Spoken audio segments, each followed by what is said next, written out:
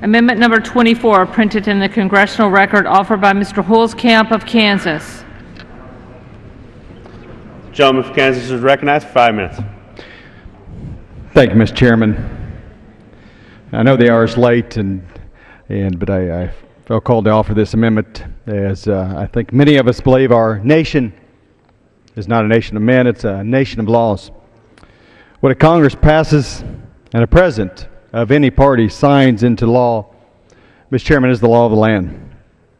And if a new president or a new attorney general does not like an existing law when they come into office, it's not his or her prerogative to decide whether or not to enforce a particular law. It is his or her constitutional obligation to defend it. But somehow, Mr. Chairman, I'm sorry to say, this fact is lost on the current administration.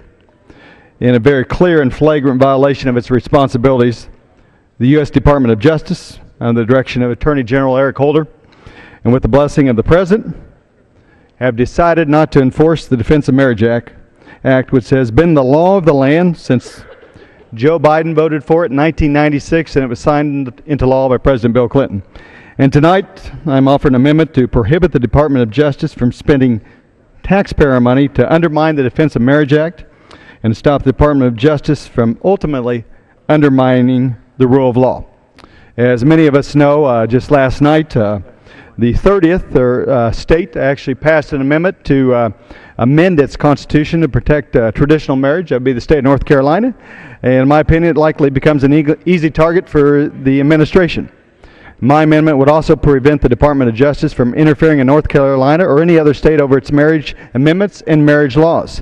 Let me read. We have 30 states that have marriage amendments. It would be states of Alaska, Nevada, Mississippi, Missouri, Montana, Oregon, Colorado, Tennessee, Arizona, California, Nebraska, Arkansas, Georgia, Kentucky, Louisiana, North Dakota, Ohio, Oklahoma, Utah, Texas, my favorite state, Kansas, Alabama, Idaho, South Carolina, South Dakota, Wisconsin, Florida, North Carolina, Michigan, and Virginia. Each of these states, or actually the population of each of these states, the citizens passed a marriage amendment to define marriage as they saw fit, and this amendment would protect those definitions from any contribution by this department.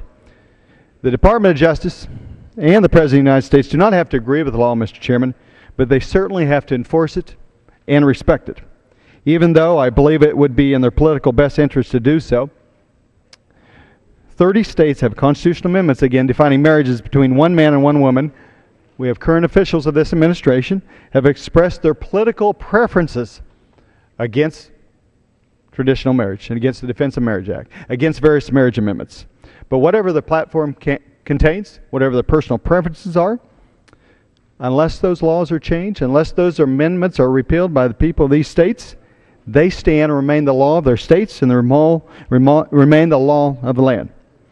It would also, it's clearly, in my opinion, the administration is turning the Justice Department into a legal mouthpiece for its campaign rather than its purpose to enforce the law. Most concerning is the fact that in turning the Justice Department into an instrument for legislating political favors rather than enforcing the rule of law, this becomes the Department of Politics, in my opinion, not the Department of Justice. So, Mr. Chairman, I urge my colleagues to support this amendment, support the folks of 30 states, the citizens who have made decisions, and also the citizens of 50 states that have passed their marriage laws.